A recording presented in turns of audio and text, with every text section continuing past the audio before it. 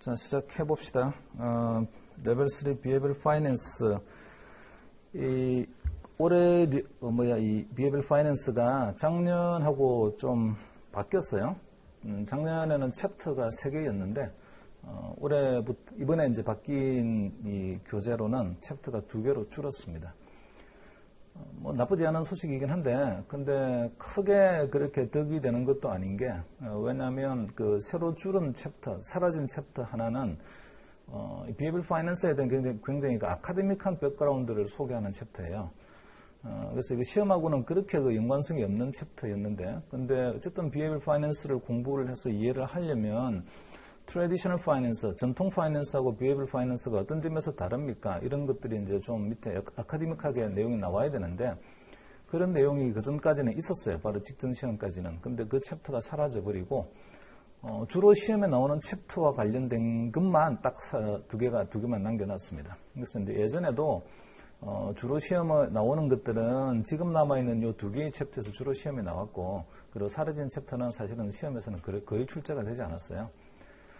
옛날에 제 기억으로는 2014년이었나? 언젠가 한번 사라진 첫 번째 챕터에서 시험에 나온 문제가 하나 있었는데, 근데 그 문제가 대단히 어려웠어요. 그거를 저도 이렇게 한번 설명하고 써보라고 하게 되면 사실은 쓰기 쉽지 않은 그런 문제가 나와 있긴 있는데, 그 뒤에는 사실상 그 첫 번째 챕터에서는 거의 시험에 나오지 않아서, 사실 시험하고는 그렇게 큰 관련이 없는 그런 챕터였고요. 남아있는 거는 어쨌든 딱 시험 목적적인 그런 한목적인 챕터만 2개가 남았습니다.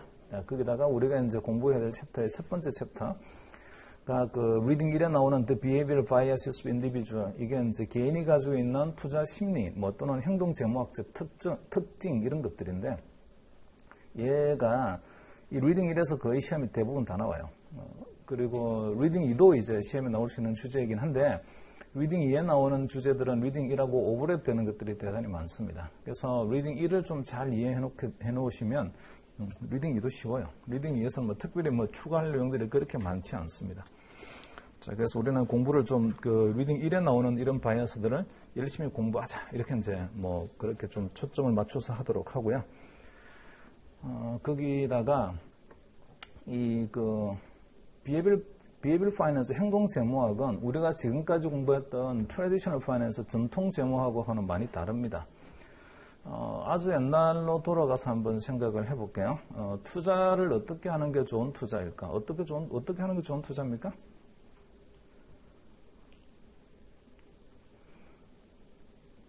어렵죠. 이제 어떻게 사는 인생이 좋은 인생인가 물어보는 거 되게 비슷한 이야기예요. 좀 어려운데, 좋은 투자란 저평가된 기업을 사는 거다. 이런 것들이 사실은 좋은 투자죠.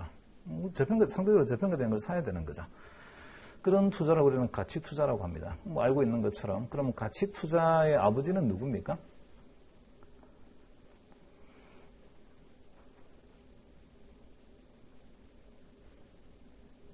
벤자민 그레이엄과 윌리엄 도트, 이 두 사람이 있죠. Security Analysis, 정권 분석이라는 책을 쓴 대단히 유명한 책이 있습니다. Security Analysis. 혹시 책 보셨나요, 그 책? 되게 두꺼워요. 되게 두껍고 되게 만년체로 써있어서 되게 지루합니다. 어쨌든 그 책은 용도가 되게 좋은 용도가 많아요. 공부하시는 목적으로 쓰셔도 되고 졸리면 베개 삼기도 딱 좋습니다. 두꺼워서 그냥. 어쨌든 벤자민 그레이엄하고 윌리엄 도트가 가치 투자의 아버지다 이렇게 말할 수가 있고, 그리고 가치 투자를 실제로 실행을 하고 있는 사람이 우리가 잘 알고 있는 워렌 버핏 같은 사람들이 있긴 하죠. 가치 투자를 하려고 하게 되면 뭘 공부해야 됩니까? 잘하려고 하게 되면 우리가 CF에서 공부하고 있는 게 있어요. 가치 투자를 잘하기 위해서 공부해야 될 우리 과목, 아카데믹하게 공부해야 될 과목. 어카운팅을 잘해야죠. 재무지표를 볼 줄 알아야죠. Financial Statement. 재무지표를 열심히 볼 줄 알아야 돼요. 그 다음에 또 더불어서 매크로 이코노믹, 거시경제학을 알아야죠. 거시경제가 어떻게 돌아갈 거고, 그게 인더스트리에 어떤 영향을 미치게 되고, 그 인더스트리에 속해 있는 각 기업은 개별적으로 어떤 영향을 받을 건지를 밸런스를 보고, 또는 인컴 스테이트먼트 보면서 우리가 캐시플로우 프로젝션을 해보고, 그래서 얘가 앞으로 미래 현금흐름이 어떻게 될 것 같다? 그러니까 가치는 어느 정도 되는 게 측정하는데, 시장 가격을 비교해 보게 되면 비싸다, 싸다, 이런 걸 판단을 한다고요. 기본적으로 공부하려면은 가치 투자하려고 하게 되면 일단은 마이크로 하게는 어카운팅을 할 줄 알아야 되고, 그 다음에 매크로 하게는 거시경제를 볼 줄 알아야 됩니다. 그 2개가 다 있어야 돼요. 그런 거 우리 공부했잖아요. 레벨 3에서는 캐피탈 마켓이라는 과목으로도 공부를 하겠습니다. 자, 그렇게 같이 투자를 했어요. 그래서 나는 저평가되어 있는 자산을 샀습니다. 주식을 샀어요. 자, 그런데 문제는 모든 투자에는 투자의 호라이즌이 있어요. 나는 저평가되었다고 생각하고 샀는데 생각보다는 시장이 안 알아주게 되면 여전히 저평가된 상태로 계속 묻혀있게 되고 나는 그 초과 이익을 얻을 수가 없습니다. 자, 그래서 이 저평가되는 주식을 샀음에도 불구하고 실패할 가능성이 굉장히 높아지는데 왜냐하면 시장이 알아차려줘야 되니까 이게 저평가되었다는 사실을 내가 가지고 있는데 그런 위험을 줄이려고 하게 되면 어떻게 하면 되나요? 시장이 알아주지 않는 위험을 줄이려고 하게 되면 누군가가 답을 한 사람이 있어요. 해리 마코피츠가 뭐라고 답했습니까? 하나만 투자하지 말고 분산 투자해라. 분산 투자하면 되죠, 그죠? 그러면 이제 저평가된 자산을 갖다 여러 개를 갖다가 내가 분산해서 투자하고 있으면 그것도 코릴레이션이 서로 높지 않은 자산으로 분산 투자하고 있으면 내가 원하는 기대 수익을 안정적으로 초과 수익까지 얻을 수가 있다고요. 그래서 그렇게 포트폴리오를 구성하려고 하게 되면 여러분이 공부해야 될 과목은 뭘 공부해야 되나요? 포트폴리오 매니지먼트, 물론 공부도 해야죠. 하지만 포트폴리오 매니지먼트는 일종의 실용 학문이고 그 밑에 있는 아카데믹한 근간의 기초 학문이 있습니다. 그건 뭐예요? 통계학 해야죠. 통계학, statistics.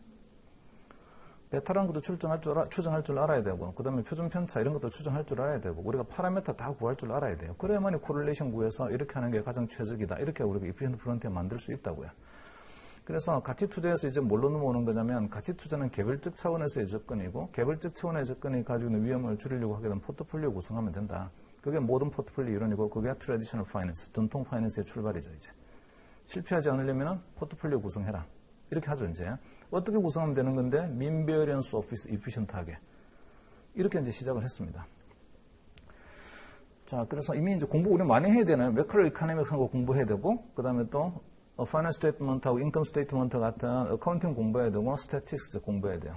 그렇게 이제 공부를 했어요. 그래서 포트폴리오 잘 짰다고요. 포트폴리오 잘 짰음에도 불구하고 생각만큼 잘 안 되는 거예요. 왜냐하면 시장은 항상 노멀한 시장은 아니고 가끔씩 보게 되면 확 떨어지는 블랙스완 같은 세상도 막 생기더라고요. 근데 포트폴리오 매니지먼트는 전부 다 노멀한 세상을 가정하거든요. 그러니까 비정성 상황도 얼마든지 발생할 수 있으니까 그런 걸 감안하게 되면 어떻게 하면 되는 거지? 자, 이런 거를 하려고 하게 되면 굉장히 다양한 분포를 도입할 수 있는 평가 방식이 필요한데 그런 게 몬테카를로 시뮬레이션입니다. 몬테카를로 시뮬레이션은 반드시 정규분포의 세상만 가정하는 게 아니고 다양한 분포도 가정할 수 있다고요. 물론 제일 많이 가정하는 게 정규분포의 세상을 가정을 하죠. 시뮬레이션에 의해서 포트폴리오의 가치가 어떻게 변할 거다 또는 어떤 개별 자산의 가치가 어떻게 변할 거다. 자, 그렇게 접근을 할 수 있는데 그걸 개별 상품에 접근을 해서 그동안 계속 가치 평가를 했던 게 옵션입니다. 옵션은 가치 평가를 하려고 하게 되면 그전에는 굉장히 포트폴리오로 기초자산, 몬테카를로 시뮬레이션으로 기초자산이 도대체 끝에 가게 되면 옵션 만기에 가게 되면 어떤 범위를 가질까, 어떤 분포를 가질까 계속 시뮬레이션을 해보고 인더머니가 되는 케이스가 그 시뮬레이션 행위 중에서 모두 몇 번이 있는 거며 그리고 각각의 인더머니 상태에서 얼마만큼의 파지티브 페이오프가 발생하는 건지 그걸 보고 기대값을 구하고 그걸 현가로 땡기자. 그게 옵션의 가격이다. 이런 식의 접근을 했다고요. 과거에는. 자, 그렇게 하려고 하게 되면 이제 옵션 가격 하나 평가하려고 하게 되면 뭐 있어야 되겠습니까? 슈퍼 컴퓨터가 있어야죠. 시뮬레이션 할 수 있는. 근데 그렇게 시뮬레이션 하지 않고도요, 종이와 연필로만 딱 계산할 수 있다라고 누군가가 방정식 만들었습니다. 블랙숄더 머튼의 옵션 프라이싱 공식. 그거는 종이와 연필로 계산할 수 있는 거죠. 시뮬레이션 안 해도 돼요. 자, 그때 이 블랙숄더 머튼 방정식이 1976년도에 나왔는데 1976년도에 블랙숄더 머튼 방정식이 딱 등장하면서 세상은 금융의 세상은요 이제 공학의 세상으로 갔습니다. Financial Engineering으로 갔어요. 더 이상 그냥 금융이 아니고 이제 엔지니어링 쪽으로 갔다고요. 그래서 불확실한 세상의 시뮬레이션을 통해서 우리가 답을 구할 수 있는 다양한 상품들이 이제 나오기 시작합니다. 구조화 상품들 중에 그런 상품들이 되게 많이 있기도 해요. 자, 지금까지 그럼 또 뭐뭐 공부했나요, 우리가?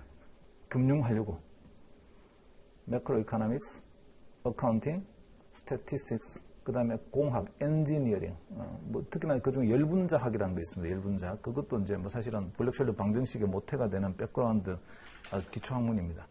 근데 그런 걸 공부를 해야 돼요.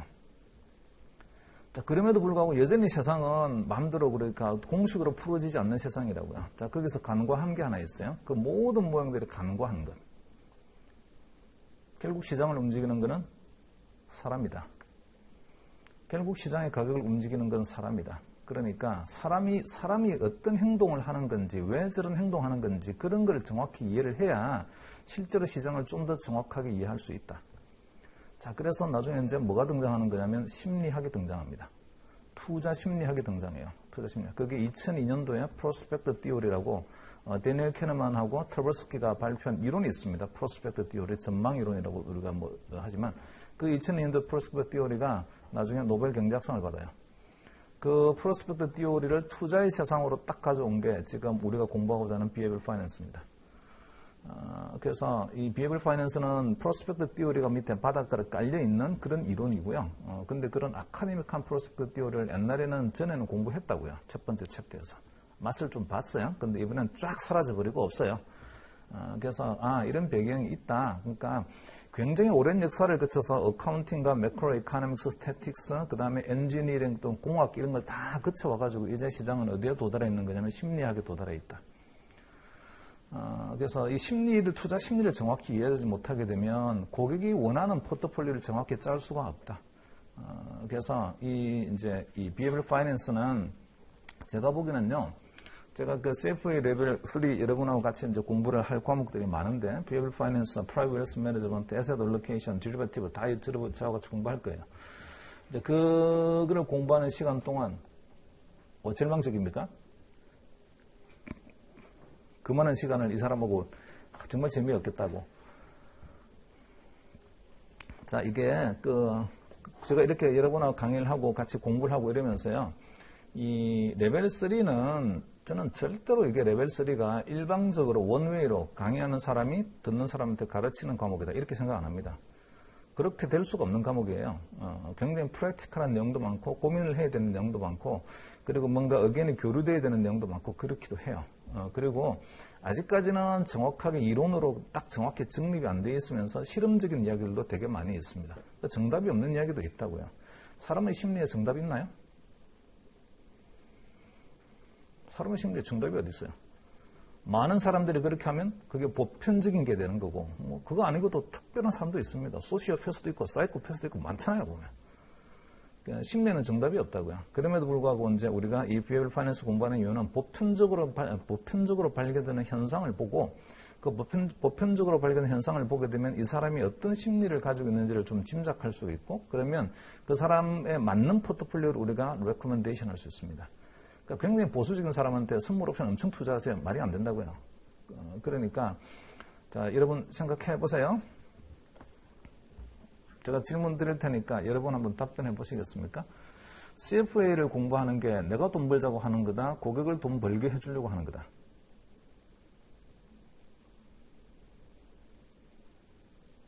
마음에 답이 있을 거야. 1번 내가 돈 벌고자 하는 거다. 2번 고객이 돈 벌게 해주고 하는 거다.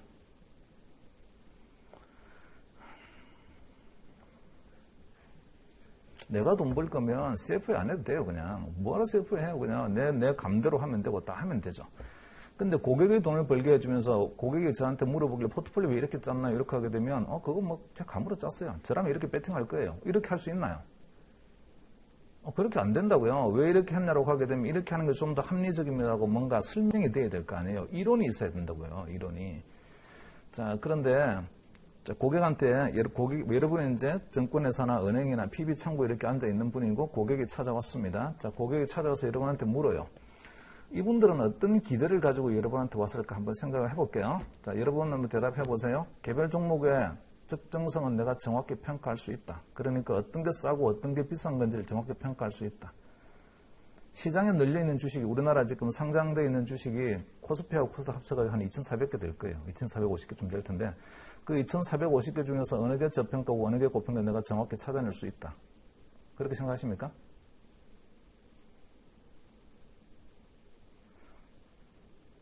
생각 안 하시죠? 두 번째요. 언제 들어가고 언제 나와야 될지를 내가 정확히 판단할 수 있다. 생각 안 하시죠? 자, 근데 고객은 여러분한테 뭘 기대하고 올까요? 이 사람한테 오게 되면. 어떤 종목이 투자할 만한 종목이며 그걸 언제 사야 되는 건지 이 사람은 알고 있을 거다. 이렇게 하고 올 거란 말이죠. 고객이 여러분한테 그는 기대하고 실제로 여러분이 알고 있는 금융시장의 현상하고는 엄청난 괴리가 있습니다. 엄청난 괴리. 자, 그럴 때에 우리는 답을 뭐라고 주면 되겠습니까? 고객님한테. 고객님, 여기 모든 포트폴리오 이론이라고 해리 마코비츠가 1953년도에 발표한 포트폴리오 실렉션 논문이 있는데 이건 노벨 경제학성 논문이거든요. 집에 가서 한번 읽어보세요. 페이지 14페이지밖에 안 되는데 영어로 되어 있습니다. 영어 좀 쉬우니까 뭐 모르면 단어 찾아가면서 한번 보시면 투자는 이렇게 하는 거라는 게 그렇게 나와 있으니까 그거 보시고 연구 좀 한번 해보세요. 그렇게 할 수 있겠습니까? 안 되죠. 그렇게. 자, 개별 종목의 저평가, 고평가, 이건 내가 판단할 수 없다. 정확히 판단할 수 없다. 자, 그러려고 하게 되면 어떻게 투자하면 좋을까요? 쪽집게처럼 찍지 마시고 분산 투자하면 됩니다. 분산하시라고요, 분산. 하나만 찍지 말고 여러 개의 분산. 언제 들어가고 언제 들어올지 나는 모르겠다. 그러면요. 장기 투자하세요. 그러니까 적절하게 자산 배분해서 장기 투자를 하라고요. 자, 그러면 장기 투자를 하게 되면 변동성이라는 게요, 우리한테는 굉장히 좋은 영향을 줍니다. 자, 장기 투자를 하게 되면 추세라는 게 있고 변동성이라는 게 있어요. 오케이? 자, 짧게 투자하는 경우는 변동성이 되게 중요해요. 하지만 길게 투자하게 되면 추세가 훨씬 더 중요합니다. 그래서 긴 추세를, 상승의 추세를 가지고 가는데 왔다 갔다 하면서 간다. 이러면 짧은 시간만 우리가 투자하게 되면 그냥 고정금리에 투자하거나 이런 게 훨씬 나아요. 근데 길게 투자하게 되면 추세가 변동성을 지배해서 상승 추세가 변동성을 갖다 커버하고도 남습니다. 제 말 이해되고 계시나요? 자, 그래서 우리가 위험자산을 포함을 시켜서 투자하는 이유는 우리가 국채 사는 거 투자한다고 말하나요? 나 예금했어. 엄청난 투자했네. 이렇게 말하나요? 그런 거 안 하잖아요. 투자라고 하면 변동성을 가지고 있는 상품에 투자를 하는 거니까 변동성에 기대는 포트폴리오를 내가 만들겠다는 이야기인데 그런 변동성이 가지는 베네핏을 내가 얻으려고 하게 되면 나쁜 것만 아니에요. 변동성이. 장기 투자를 해야 된다고요. 오래 가야 돼요. 오래. 그것도 가능하면 변동성을 갖다 좀 줄이면서 오래 가면 훨씬 더 좋잖아요. 자, 평균은 고정시킨 상태에서 변동성을 줄이는 방법은 뭡니까?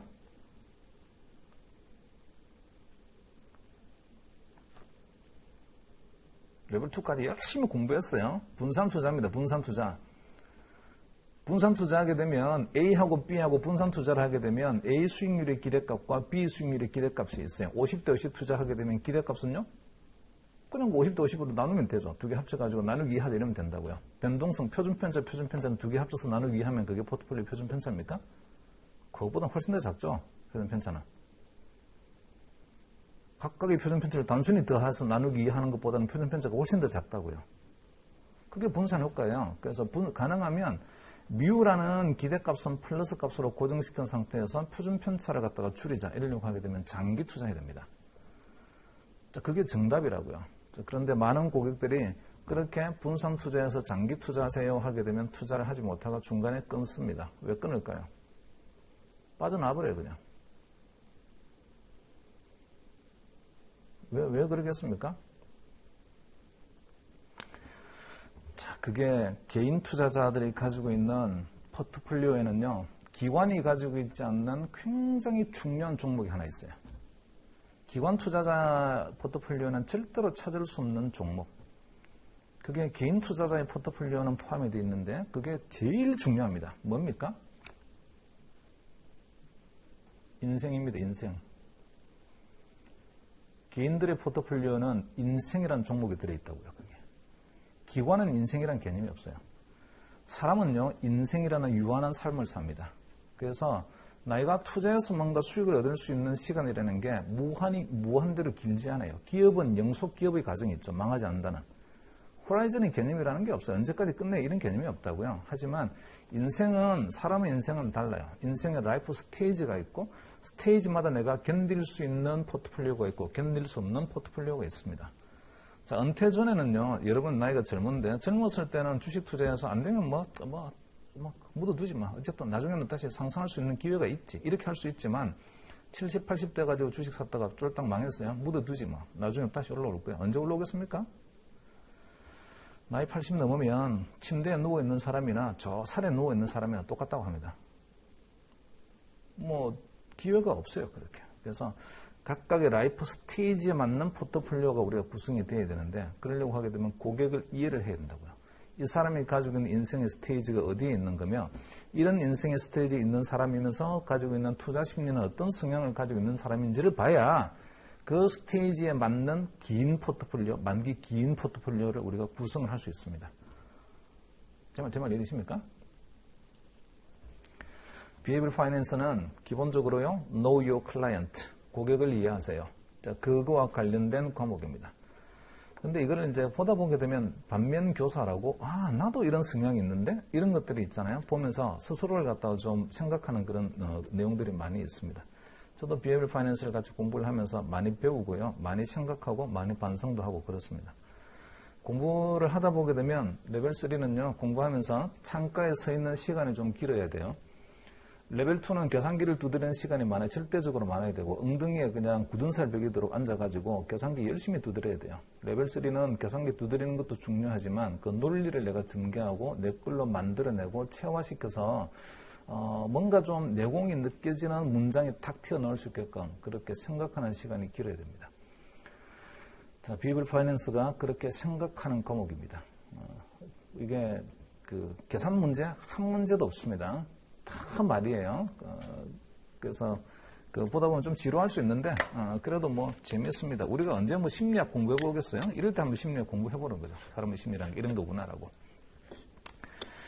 자, 오늘은 이제 첫 번째 챕터 공부할 텐데 나중에 그 핸드아웃을 드릴 텐데 그 핸드아웃을 나중에 한번 드릴 거예요. 그 열 몇 페이지짜리 이제 핸드아웃 영어와 한글만 섞여 있습니다. 그거 제가 커리큘럼 북을 좀 제가 서머리를 하고 요약을 해서 그 핸드아웃을 하나 만들어 놨어요. 그러니까 그 핸드아웃은 별도로 나중에 참고로 여러분이 그냥 서브로 이렇게 보시고 수업은 여기 나오는 그 내용 중심으로 해서 진행을 하도록 하겠습니다.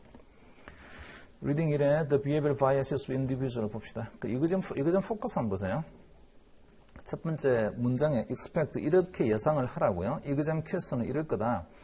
That present situation, 상황을 보여줄 거예요. 이런 시나리오가 나온다고요, 시험에서는. 그리고 where you must identify which bias or biases are displayed. 그 상황을 보게 되면 이 상황의 주인공은 어떤 투자 심리 또는 어떤 편향을 가지고 있는 건지, 심리적 편향을 가지고 있는 건지를 identify, 찾아내세요. 그래서 뭐를 찾아내게끔 합니다. 이 사람 이런 바이어스가 있는 사람이야 라고. 자, 그리고 더 중요한 거는요, 찾아낸 다음에 justify your answer. 당신은 왜 이런 바이어스라고 생각하지? 라고 물어봅니다. 자, 그래서 상황이 이런 게 주어지는 거예요. 볼게요. 간단해요. 상황이 마치 여러분이 이제 의사라고 생각을 해보겠습니다. 환자가 왔어요. 환자가 좀 열이 있고 기침이 납니다. 상황이에요. 그게 이제 상황이죠, 이제. 그 다음에, 왜 그렇지? 라고 찾아내라고 합니다. 왜 이 사람이 그런 거야? 왜 열나고 기침하는 거야? 진단을 해야죠. 내가 진단하길 나는 감기라고 진단했어요. 나는 감기라고 답을 쓴 거죠. 그 다음에 justify your answer. 너 왜 감기라고 판단했니? 감기 아닐 수도 있어요. 독감일 수도 있고, 뭐 코로나일 수도 있고, 뭐 다른 뭐 백일해, 뭐 이런 거 뭐 여러 천식 여러 가지 경우일 수도 있는데, 폐렴. 너 왜 감기라고 판단했지? justify your answer. 나는 이렇기 때문에 있잖아요. 그죠? because, 뭐, 이렇기 때문에 내가 그냥 이렇다라고 써야 된다고요. 거기다가. 자, 그래서, 이 Behavioral Finance가 좀 까칠하고 어려운 과목이 될 수 있는 이유는 그 상황으로 나와 있는 게 있잖아요. 굉장히 다양한 해석이 가능합니다. 원인이 뭔지가 아주 다양한 해석이 가능해요. 그래서, 기침하고 보니까 약간 열나고 이렇다고 그게 상황이란 말이죠. 근데 원인은 여러 가지 원인이 있을 수 있어요. 그 여러 가지 원인이 바이어스입니다. 바이어스. 그 바이어스를 갖다 우리는 진단을 해야 되는데 그 진단에는 레셔널이 있어야 됩니다. 나는 이렇기 때문에 이거라고 판단했다 이렇게요. 자, 그래서 여러분이 출제자라면 어떻겠어요? 열나고 기침해요 이런 아주 보편적인 걸 보여준 다음에 보기로 문제를 갖다가 보기 답을 갖다가 1번 감기, 2번 독감, 3번 폐렴, 4번 천식 이러면 답 뭐 쓰겠습니까? 감기나 독감이나 뭐 폐렴이나 천식이나 뭐 다 공통에 나오는 그런 증상을 보고 고르라고? 고르기 되게 어렵죠. 되게 어려워요. 그렇게 되면. 그래서 나는 감기라고 했는데 감기라고 했어요. 근데 정답은 폐렴이에요. 납득이 안 되죠, 이제. 왜 그런가요? 이러면 뭐 진짜 클레임 들어오고 소송 걸리고 뭐 이렇게 됩니다. 그래서 출제자도 그런 식으로 있잖아요. 오버랩 되는 시험 문제 갖다가 내기가 어려워요. 내기 어렵다고. 그래서 좀 보면은 좀 확연히 구분되게끔 합니다. 이걸 딱 보고 있잖아요. 그죠? 이거다라고. 이건 바이어스 이거다, 이렇게. 근데 불행하게도 그 공통의 현상이 보이는 것들이 되게 많이 있어요. 공통이 많이 있는데 그 현상 중에 이제 이런 게 있는 거죠. 자, 열나고 기침해요 이렇게 해놓고 다음에 그게 정상이에요. 근데 그 앞에 보면 어떤 실마리 같은 게 앞에 가면 쭉 있습니다. 그 실마리 보니까 오랫동안 이 사람은 계속 기침으로 좀 힘들어하던 사람이에요. 이런 류의 이야기들이 앞에 있다고요. 그리고 난 다음에 이제 보니까 쭉 이 고객이 나한테 찾아왔는데 그 찾아와가지고 보니까 기침하고 지금 이제 열나고 이렇게 있는 거예요. 그럼 이 사람은 병이 만성 질병이네 이런 느낌이 들고 만성 질병이면 천식인가 이런 거 있잖아요, 그죠? 그런 거 내가 답을 할 수 있다고요. 그런 식의 조그만 클루, 실마리 이런 것들이 시나리오에 찾아보면 있습니다. 그걸 잘 찾아서 내가 판단의 근거로 삼아야 돼요. 그 레셔널을 해야 된다고, 만들어내야 된다고요. 자, 그래서 나중에 그 아주 보편적 현상이 뭐가 있는 겁니까? 시나리오에 주어지는 고객이 가는 보편적 현상. 그 보편적 현상이 진짜 여러 보편적 현상들이 있는데 답이 다 달라요. 원인이 좀 다 다릅니다. 그래서 Behavioral Finance는 그 현상을 보고 원인을 찾아내는 과목입니다. 그리고 원인에 대한 판단, 진단한 이유를 갖다 내가 justify 해야 되는 그런 과목이라고요. 그리고 그 다음에는 그와 같은 이 증상을 가지고 있는 사람한테는 당신은 어떻게 처방하시겠습니까? 이건 이제 처방에 대한 이야기가 나옵니다. 이렇게 하라고, 이렇게 처방이 나와요. 자, 봅시다. 자, 구체적으로 이제 내용을 들어가 보죠. 거기 밑에 모듈 1.1에요. Cognitive Bias vs. Emotional Biases 두 가지. Cognitive Bias, Emotional Bias. 이게 사람이 가지고 있는 바이어스는 종류가 원천이 두 개 있습니다. 하나는요, 머리에 쏘는 바이어스가 있고 또 하나는 가슴에 쏘는 바이어스가 있어요. 머리에 쏘는 바이어스는 Cognitive Bias 또는 Cognitive Error라고 하고 가슴에 쏘는 바이어스는 Emotional Bias라고 합니다. 자, 여기서 벌써 있잖아요. 제목만 봐도 Cognitive 한 거는 바이어스란 말이라고 하기도 하고 또는 에러란 말에 붙이기도 합니다. 자, 머리에 쏘는 것들은 대부분 에러일 가능성이 되게 많고요. 그 다음에 가슴에 쏘는 거는 에러라는 개념이 없어요. 가슴에 쏘는 거는 진짜 뭔가 그쪽에 뭐 편향이 있는 거죠. 어떤 편의가 있는 겁니다. 바이어스가 있는 거예요. 둘 중에 어느 거 치료하기 쉽겠어요? 코그니티브한 거 좀 치료하기가 쉽죠. 그나마 가르치면 됩니다. 당신 잘못 생각해서 이렇게 하면서 이거 뭐 이렇게 되는 거잖아요. 할 수 있는데 가슴으로 오는 거는 이유 없이 가슴으로 그래요. 그냥 이유 없이 미워요. 이런 것들이 있다고요. 그런 것들은 치료가 잘 안 됩니다. 치료가 안 되는 거는 그러면 영어에서는 뭐라고 하는 거냐면 이런 것들은 accommodation, 그냥 수용하세요 이렇게 합니다. 그 다음에 코그니티브 에러 같은 경우는 moderate, 이거 좀 줄이세요라든지 또는 줄이세요 안 되죠. 약간 수정하세요, 뭐 줄이세요 이렇게 합니다. 그래서 이런 코그니티브 에러를 가지고 있는 사람들한테 포트폴리오를 갖다 우리가 제시할 때에는 가능하면 사람을 좀 트레이닝을 시키고 가르치고 이렇게 해서 우리가 알고 있는 이피션트한 포트폴리오에 가깝게 만들어줘야 되고 고칠 수가 있으니까. 근데 이모셔널 바이어스를 가지고 있는 사람은 옵티멀한 포트폴리오로부터 벗어나는 포트폴리오를 고객이 계속 주장하는데 왜 그런지 보니까 뭔가 이모셔널 바이어스가 되게 많기 때문에 그냥 우리가 제안하고 있는 계량적으로 봤을 때 이게 정답인데 이 포트폴리오가 근데 이 사람은 계속 그걸 안 하려고 하는 거예요. 이럴 때는 강제화할 수 없다고요. 그래서 그럴 때는 그냥 어코모데이션 수용합니다. 수용을 하더라도 가능하면 최적의 포트폴리오에 좀 가깝게 있잖아요. 그죠? 만들게끔 그렇게 노력을 합니다. 자, 그래서 나중에 어떤 처방을 하면 됩니까? 레미디죠, 레미디. 어떤 처방을 할 수 있습니까? 치료를 할 수 있나요? 종류 두 개밖에 없어요. 수용하거나 고치거나. 그래서 고쳐야 되는 거는 코그니티브 에러를 고쳐야 되는 거고, 그 다음에 이 이모셔널 바이어스 같은 경우는 그냥 어댑테이션, 어코모데이션 수용을 합니다. 종류 또는 원천 두 가지 있습니다. 그래서 시험 목적으로 나중에 공부하실 때에 어떤 바이어스가 머리에서 쏘는 거고 어떤 바이어스가 가슴에 쏘는지를 갖다가 카테고라이션 정확히 분류를 할 줄 알아야 돼요.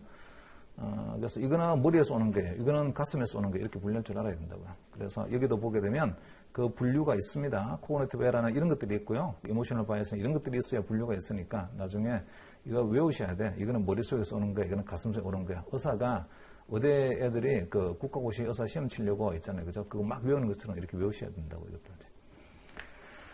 자, traditional finance, 전통 파이낸스 focus on how individuals should behave. 그러니까 이거 전통 파이낸스는 사람들은 이렇게 행동해야 된다라는 어떤 규범적인 이야기를 합니다. 포트폴리오를 이렇게 efficient하게 만들어야 된다 이런 식으로 이야기를 한다고요.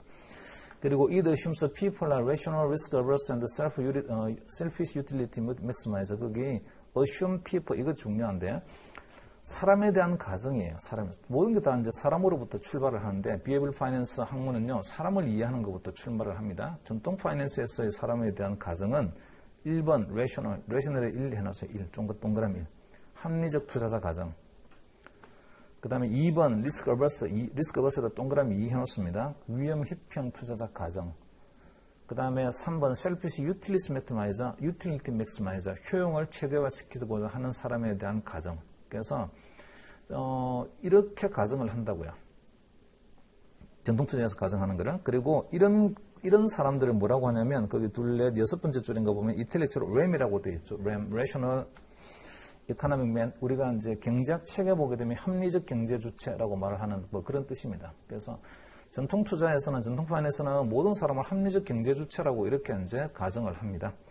그래서 합리적 경제 주체를 갖다가 탁 뚜껑을 열어보게 되면 세 가지 성격이 있는 거, 레셔널하다는 게 있어야 되고, 리스크 어버스한 사람이면서 유틸리티 맥시마이저다 이렇게 있잖아요, 그죠? 딱 그냥 세 가지가 같이 이제 포함이 되어 있습니다, 성격이. 그리고 램에 보시면 거기에 which will lead to 그런 사람들만 모이게 되면 시장은 어떻게 된다고요? 개별적으로 이런 사람들이 모이게 되면 which will lead to 시장을 efficient market, 시장을 효율적 시장으로 만듭니다. 그 효율적 시장이라는 게 information efficient 한 거니까 where prices accurately reflect all available relevant information. 그러니까 모든 시장에 거래하고 있는 상품들은 그 상품의 가격에 영향을 미치는 모든 정보가 적절한 타이밍에 다 반영되어 있다. 그런 시장이 efficient한 시장입니다. 그래서 efficient 말 앞에는 information이라는 말이 생략이 되어 있는 거죠.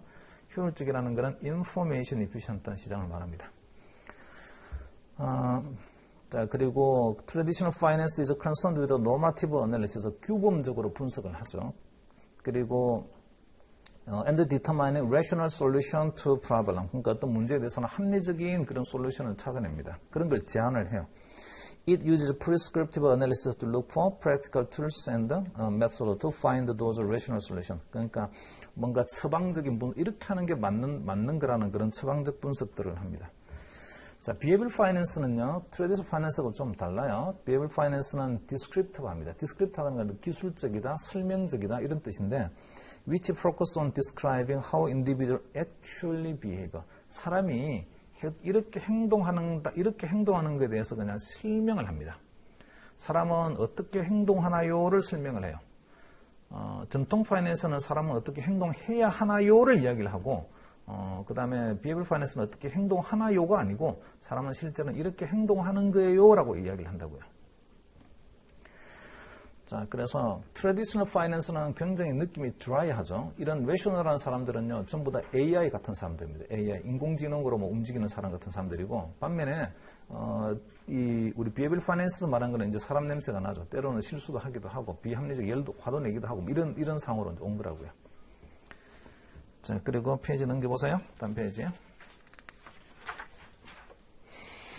다음 페이지 거기 네 번째 문장에서 위에서 네 번째 문장 Behavioral finance recognizes that the way information presented can affect the decision making. 웃기네요. 자, Behavioral finance는 이렇다. 여기 이런 말 좀 써놓을까요?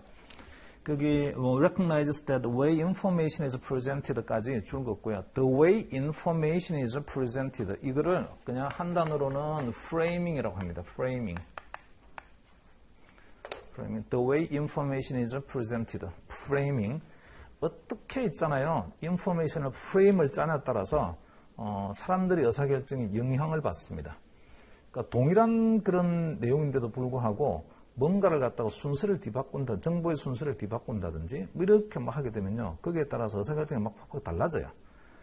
일종의 이제 환각 착시 같은 거라든지 또는 뭐 착각을 한다든지 뭐 이런 걸로 인해서 자꾸 바뀐다고요. 생각들이. 이 프레이밍이 대단히 의사결정이 되게 중요한데, 나중에 이제 이 프레이밍이 뒤에 가서 그 비헤이비어럴 파이낸스에서는 굉장히 중요한 컨셉으로 이거 나중에 이제 등장을 하게 됩니다. 뒤에 조금 공부하다 보면은 뭐 그 내용들은 나옵니다. 그리고 leading to both emotion and cognitive bias. 이런 프레이밍이 결국은 뭘 불러일으키는 거냐면 사람들한테 이모션을, 감정적 바이어스가 생기게 하기도 하고, 그 다음에 머릿속에서 뭐 에러가 생기게 하기도 하고, 이렇게 만듭니다. 자, 그 캐너먼과 트라버스키 이 두 사람이 그 2002년도에 프로스펙트 티어리라는 논문을 발표를 하는데 그걸로 나중에 노벨 경제학상을 받아요. 이 두 사람 대단히 유명한 사람입니다. 나중에 뭐 시중에서 행동 제모학 또는 뭐 행동 경제학 이런 책 같은 거 우리나라 말로도 번역된 책들이 있으니까 한번 뭐 시간 내시면 보시고요. 이 두 사람이 말이죠. 그 두 번째 문장에 보면은 This revealed many of the systematic biases in human decision making. 체계적인 바이어스가 있어요. 체계적으로 존재하는. 이게 늘 상주하고 있는 바이어스라고요. 이게. 그러니까 있기도 하고 없기도 하고 이런 게 아니고 늘 있어요. 이런 바이어스가. 사람들 마음속에는. 그리고 그 밑에 패러그램 내려오셔서 Behavioral Finance looks at normal behavior of individual market participants. 자, Behavioral Finance는 종류를요. 두 가지로 구분할 수 있는데 사람의 행동을 분석하는 거는 좀 마이크로한 Behavioral Finance고요. 사람의 초점을 맞춰서 사람이 왜 이렇게 행동하는 거지 분석하는 거는 마이크로 Behavioral Finance고 그 다음에 The effect of such behavior on markets. 그런 사람들이 모이게 되면 시장에는 어떤 영향을 줍니까? 시장을 분석하는 게 그거는 Behavioral Finance 매크로입니다. 자, 우리가 그 시험에서 시험을 치는 거는요, Behavioral Finance 마이크로입니다. 마이크로. 사람에 대한 거를 공부해요. 사람이 어떤 바이어스를 가지고 있습니까? 이거 공부합니다. 그 다음에 매크로는 전혀 안 하는 건 아니고요. 그런 사람이 모이게 되면 매크로하게 시장에는 이런 영향을 미치는 겁니다. 그거는 두 번째 챕터의 맨 뒤에 가게 되면 몇 개가 있습니다. 그 시장에 미치는 영향. 그거는 그때 가서 볼 거예요. LOS로는 전부 다 LOS는 마이크로 비헤비어럴 파이낸스에 대한 이야기가 다 하고 그 다음에 매크로 비헤비어럴 파이낸스 LOS는 딱 한 개밖에 없어요. 그래서 매크로 비헤비어럴 파이낸스 이거 시험에 나온 적이 없거든요. 아직까지는. LOS 중에서는. 그러니까 언제든지 나올 수 있는 가능성이 있습니다. 아직까지 나온 적이 없으니까. 근데 그게 하나밖에 없으니까 맨 뒤에 가게 되면 마지막 챕터에서 그 공부하도록 하겠습니다. 두 번째 챕터에서요. 자, 그리고 뭐 저는 여러분 어떨지 모르겠지만 저는 그 다음 문장을 읽을 때마다 아무렇지도 않은 문장, 그냥 간단한 문장이긴 하지만 가슴에 뭔가 자꾸 이렇게 울컥하지는 않지만 뭐 그런 게 느낌이 좀 달라요. 그 다음 문장. A better understanding of the biases of client and of professional who work with those clients should allow for the construction of portfolios that better approximate the efficiency of traditional finance and with which clients are better able to adhere to with during adverse condition. 그러니까 고객을 좀 더 잘 이해하게 되면 그러면 우리가 그렇게 전통 투자에서 강조하고 있는 가장 최적의 포트폴리오에 가까운 포트폴리오를 만들 수가 있고 그 고객한테 맞게끔 그리고 중요한 거는 장기적으로 가야 된다고요. 그런 포트폴리오 만들게 되면. 그래서 진짜 애드버스 컨디션, 시장이 좀 아주 나쁜 상황이 오더라도 묵묵히 그 포트폴리오를 내가 믿고 장기적으로 갈 수 있는 포트폴리오 만들 수가 있다. 그러려고 하게 되면 뭘 해야 된다고요? 고객을 잘 이해를 해야죠. 그리고 그 고객한테 맞는 그런 상황이 오더라도 내가 감내해 갈 수 있는 포트폴리오를 만들어 줘야죠. 그러려고 하게 되면 고객에 대한 이해가 먼저 있어야 된다고요. 고객에 대한 이해가. 자, 그리고 밑으로 좀 내려가 봅니다. 자, 밑으로 가서 LOS 1A분의 Compare and Contrast Cognitive Error and Emotional Bias. Cognitive Error 어디서부터 오는 거라고요? 머리에서 오는 거예요. 그 다음에 Behavioral Bias, 그 다음에 그 Emotional Bias는 가슴에서 오는 겁니다. 바이어스는 딱 두 개밖에 없어요. 그래서 크게 보게 되면 머리에서 오는 것, 두 번째는 가슴에서 오는 것 두 개밖에 없습니다. 목에서 오는 건 없나요? 목에서 오는 것. 머리와 가슴.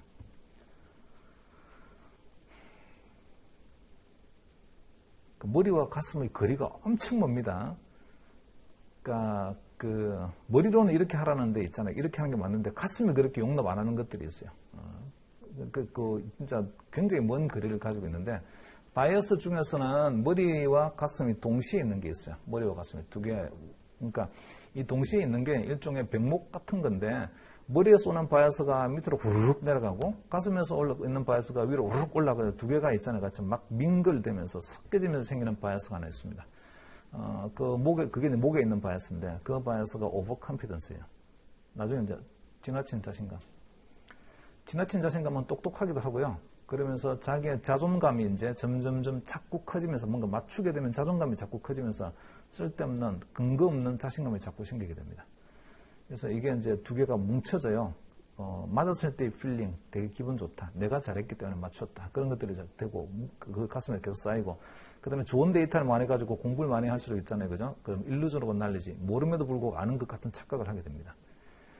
벌써 있잖아요. 데이터만 뭔가 숙제를 막 내줘가지고 뭐 분석하라고 하는데, 그 분석하라고 할 때 뭘 해야 될지 모르는데, 모를 때에 데이터로도 막 갖다 놔 보세요. 뿌듯하죠? 뭐 이걸 어쨌든 간에 더하기 빼기 곱하기 나누기 루트 씌우게 되면 뭔가 답을 만들어낼 수 있을 것 같다고요. 그냥 뿌듯하다고요. 그냥. 그래서 많은 데이터가 가지고 있다는 게 마치 정확한 답을 만들어낼 수 있을 것 같다는 그런 착각. 뭐 이런 것들이 막 있어요. 그냥. 그런 게 자꾸 묶이게 되면 점점 오버컨피던스가 됩니다. 그러다가 그게 맞추잖아요. 어쩌다 한 번. 그런 거 맞추잖아요. 그러면 역시 나는 달라. 이렇게 되면서 있잖아요. 점점 reinforcement, 점점 그게 강화됩니다. 나중에 눈에 안 보이게 돼요. 모든 게 눈에 안 보이죠. 이제 보면은. 자기가 그냥 제일 잘하는 것처럼 이렇게 돼버려요. 그러면서 뭘 하게 되냐면 이제 맞추면 내가 잘하는 거고 못 맞추게 되면 그거 누구도 못 맞춰. 시장이 그렇게 될 줄은. 그거 안 하면 신이지. 이렇게 하면서 남 탓을 합니다. 이렇게 하면 점점 사람이 자꾸 바뀌어가요. 안 그런 것 같아도 그렇다니까. 사람을 많이 공부하게 됩니다. 그래서 비율 파이낸스 공부를 하다 보게 되면. 어쨌든 바이어스는 머리에 쏘는 것과 가슴에 쏘는 게 두 가지 있고 목에 쏘는 게 딱 하나 있는데 그거 오버컨피던스다 이렇게 씁니다. 일단 그렇게 분류를 해놓고요. 세 번째 문장 보세요. 세 번째 문장. Rather than following the processes and steps of a rational economic man, individuals use shortcuts, rules of thumb, and intuition known as heuristics to arrive at decision quickly. 그러니까 우리가 뭔가 그 의사결정을 할 때 보게 되면 진짜 합리적 의사결정을 다 하는가 이러지는 않고요. 우리가 알고 있는 경험에 의존해서 또는 직관에 의존해서 빨리 그냥 의사결정을 이렇게 생각보다는 굉장히 빠르게 급하게 의사결정들을 합니다. 거기다 additionally emotions and social influences affect decision making. 그리고 사회적이나 또는 어떤 감정에 뭔가 그때 치우쳐서 또는 사회적 어떤 규범 때문에 뭐 어떤 제약 요건 때문에 해서 의사결정이 그때그때 막 자꾸 이제 달라지기도 합니다. Cognitive limitations, emotional responses introduced biases. 그러니까 우리가 머리로 cognitive limitation은 내가 생각할 수 있는 한계가 있는 거야. 모든 걸 다 알 수가 없어서 cognitive 인지적으로 어떤 한계가 있거나 또는 어떤 감정의 영향을 주거나 이렇게 해서 결국은 체계적인 바이어스가 계속 쌓이게 됩니다. 그게 이제 점점점 몸에 체화가 돼요. 사람들한테. 그리고 behavioral finance assert that biases are not simply errors which are random but are systematic and therefore predictable. 그러니까 behavioral finance는 이 바이어스가 있잖아요, 그죠? 이게 그냥 어떤 단순한 에러가 아니고 항상 체계적으로 존재하는 거다. 그럼 체계적으로 존재하는 그런 거는 진단할 수 있다는 이야기다. 그리고 진단할 수 있다는 거는 뭔가 우리가 답을 구할 수 있다는 이야기다. 이런 거잖아요. 자, 밑에 이제 코그니티브 에러를 봅시다. 먼저요. 코그니티브 에러는 이런 것 때문에 발생하는 거다. fault reasoning, 잘못된 추론. 뭔가 내가 이제 추론을, 그러니까 논리를 쌓아갔는데 잘못된 추론을 한 거죠. 그러니까 에러입니다. 그리고 could arise from lack of understanding proper statistical analysis technique.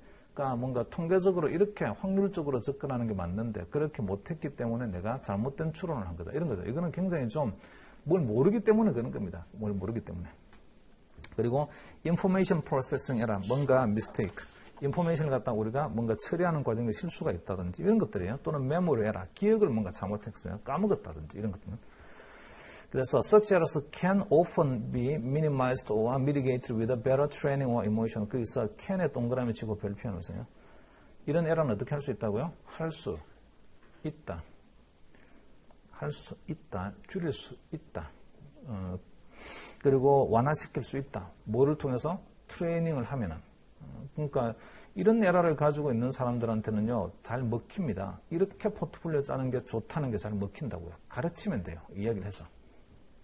그 다음에 emotional bias. Emotional bias are not related to conscious thought and stem from feelings or impulses or intuition. 이거 본인이 가지고 있는 충동이나 또는 감정, 느낌 이런 걸로 인해서 발생하는 바이어스다. 그래서 as they are more difficult to overcome. 이거 극복하기 어렵다. And they may have to. 자, may have to에 동그라미 치고 별표하세요. 이 사람은 이렇게 해야 될 수도 있다. have to be accommodated. 그냥 이 바이어스는 그냥 이해하고 수용을 하자. 제 말 되셨나요? 예. 자, 그리고 그리고 그 패러그래프 마지막 문장을 보시면 when trying to overcome or mitigate the bias 내가 뭔가 이 바이어스를 극복하거나 줄이고 싶다. 그러면 어떤 바이어스에 내가 좀 더 집중을 하면 되겠습니까? 뭔가 줄일 수 있는 바이어스에 내가 집중해보자. 예를 들면 코그니티브 에러에다가 집중하자. 그러면 바이어스를 갖다 훨씬 더 많이 줄일 수 있다. 그 바이어스는 누구의 바이어스입니까? 제 바이어스예요? 아니면 고객의 바이어스입니까? 고객의 바이어스입니다. 고객의 바이어스. 그래서 그 고객의 가지고 있는 바이어스를 잘 이해를 해서 뭔가 이 바이어스가 내가 관찰을 해봤더니 코그니티브 에러 바이어스가 되게 많다. 이렇게 하게 되면 이 사람들의 적절한 예를 든다든지 적절한 뭔가 교육이나 뭐 이런 걸 통해 가지고 이렇게 하는 게 더 좋다는 쪽으로 좀 더 옵티멀한 포트폴리오 쪽으로 유도를 해야 됩니다. 그리고 그게 성공할 확률이 높아요. 그런 사람들은. 자, 그리고 거기서 그 프로페서 노트 나중에 읽어보시고요. 이게 프로페서 한번 봅시다. 동그라미 하나 쳐보세요, 그냥. 이건 제가 공부하는 방법이긴 한데. 프로페서 노트에서 첫 번째 문장에 always 동그라미 치고요. 두 번째 문장에 see if 동그라미 치고, 세 번째 문장에서 오른쪽 끝에 before determining에 동그라미 칠까요? always see if before determining. 그러니까 항상 뭔가를 갖다가 찾아내라 before determining. 결정하기 전에. 그래서 뭔가를 결정하는 건 맨 마지막인데, 그 맨 마지막에 결정을 하기 전에 반드시 있잖아요. 그죠? 뭔가를 먼저 찾아라. 이거죠. 그래서 시험 문제에서는 뭘 묻는 거냐면 determine 하세요라고 묻는다고요. 그 determine 하려고 하게 되면 반드시 뭘 해야 된다고요? see if. 뭔가를 갖다 찾아내야 된다고. 자, 그리고 determine에 대한 답은 뭡니까? If it is likely it can be mitigated or must be accommodated. 그러니까 determine 하세요 하게 되면 이거 줄여야 되는 바이어스입니다라고 내가 결정을 하거나 또는 이거 그냥 받아들일 수밖에 없습니다라고 결정을 하거나 이렇게 결론을 내려야 되는데 그 결론은 결국은 어디로부터 오는 거냐면 바이어스가 머릿속에서 오는 건가요? 아니면 가슴에서 오는 건가요? 여기에 달려 있습니다. 진단에 달려 있는 거죠. 그래서 나중에 이제 시험을 치실 때 가가지고 보면 어쩌고저쩌고 말들이 나오다가 있잖아요. 문장들이 딱 나오다가 칸마 한 다음에 so, the client라든지 또는 because 어쩌고저쩌고 이렇게 나오게 되면 다 보게 되면 그게 이유를 설명하는 거잖아요. 그래서 이래요. 라는 그게 이제 이유를 설명하는 거고 because도 마찬가지 이유를 설명하는 거예요. 그래서 so나 because 이런 것들이 나오게 되면 동그라미 이렇게 쳐놓으셨다가 이게 이유야. 이걸 갖다 내가 좀 이유라고 내가 판단하는 근거로 이걸 써야 되겠군. 이렇게 좀 생각을 하시면 됩니다. 자, 잠깐 쉽시다.